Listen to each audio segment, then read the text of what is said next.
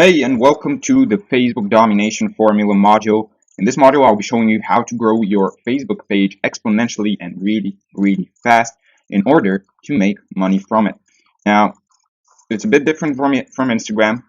We're going to utilize mainly Facebook ads. So those are the tools of the trade. This is what we are going to be using. We're going to be using Facebook ads.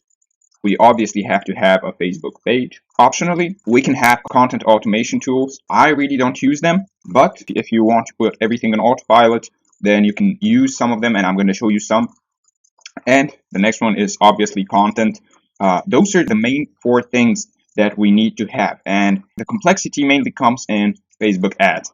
Now, I'm going to show you how to create Facebook ads, but it's from all of the things, Facebook ads are the most complicated ones, and they're not really complicated. So this is going to be a very easy module, and it's pretty easy to grow a Facebook page because with Facebook you have to use ads in order to grow.